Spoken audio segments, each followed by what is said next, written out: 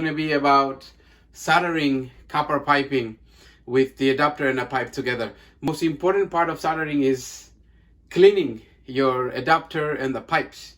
This particular pipe is 3/4 inch. It's very important that you use the 4-in-1 wire brush cleaner. Sometimes you got to use file. In this particular video, I had to use the file. You'll see later on toward the video. Right now, I'm working hard cleaning it, because if it's not cleaned properly, debris are going to be in it, dirt is going to be there. When you do go solder, two things going to happen. It's not going to solder correctly, or you're going to have a leak. Or altogether, flux is going to sit there, you're going to see this green stuff come out as well. So you want to make sure it's cleaned properly. In this particular case, you see I'm using file because that's important, because this particular pipe, the way it was cut, you could see small flange sticking out. You want to get rid of all the flange and you want to taper it with the file. That's very important, so that when you put the fitting and the pipe together, it'll fit in.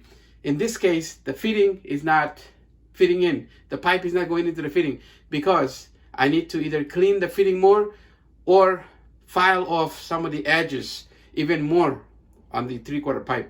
I find this problem with 3/4 pipe with 1-inch pipe more than the 1/2-inch pipe. 1/2-inch pipe, sometimes you could get away with it, but in some cases, depending on the cutter you're using, depending on the blade, how dull it is, it also creates a flange on the pipe, and you might have to file even on a 1/2-inch pipe. This particular one is 3/4 inch. I wanted to pick something in the middle, so for this demonstration, 3/4 is perfect. You see, I am having to clean the 3/4 pipe with the 4-in-1 wire brush cleaner.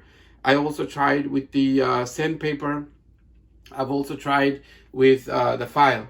Now, I purposely use 3 different types because I want to give you a better option. You are my audience. You're taking time looking at this video, so I want to give you as much information as I could get in this 5-minute video.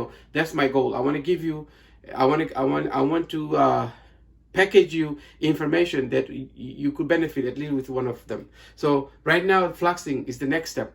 You want to flux. Some people like to put a lot of flux, some people put less, but what you want to do, you want to get in the right spot. You see what I'm doing? I'm putting 1 layer of flux on each piece.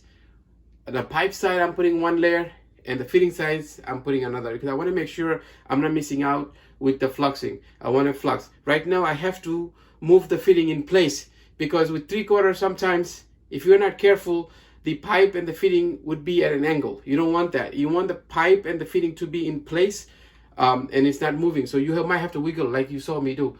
Now, right now, what I'm doing is still doing prep work. I'm going to solder these 2 pieces together. So what I'm going to do is I'm fluxing right now. And you want to put as much flux as needed. I want to use that word. Do not use more. Make sure you don't have any bumps. Just put a single coat on both of them. You see another fitting right here. I'm going to have to wrestle here because the pipe side is small, the fitting is there, so I'm trying to fit it in. It looks like I'm not going to make it. All right, so in this case, it could be a problem getting it out, but I was able to work with it. Once you got the fluxing down packed, then next step is torch and solder. All right, which I'm going to show you on the next step. Right now, I'm taking my time fluxing to show you what it's like to, to flux. Not too much, not too less, just in the middle right now. You see this fitting? It went right in. It's a piece of cake. I've been doing this for years, so I could tell how the pipe is going to be before I actually solder. So these 2 are ready. Right now, flaming is another key thing. You want to tap the solder onto the pipe and see if it's hot enough. Now, with the flaming, you always flame the fitting side because the fitting is thicker. If the fitting gets hot, you don't have to worry about the pipe because pipe will automatically be hot. And another key thing to mention here is when you're working with 3/4 pipe and above 1 inch, whatever, make sure you go around. Make sure you make sure the pipe is heated all around. Don't just stay with the flame on one side. So you'd see in this case, I moved the flame around to make sure the pipe was hot enough. Then I tapped with the solder, make sure the solder was flowing. Another thing is you want the solder to flow into the fire. Where the fire is, that's where you want the solder to go. Always keep solder and the fire in the opposite direction.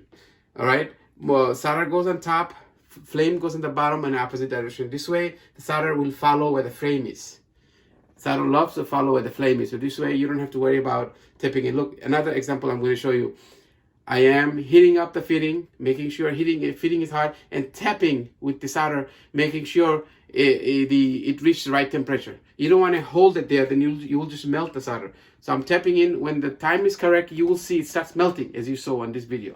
All right, so this is the key thing. The flame, the solder opposite, and take your time, tap and see if it's the right or not.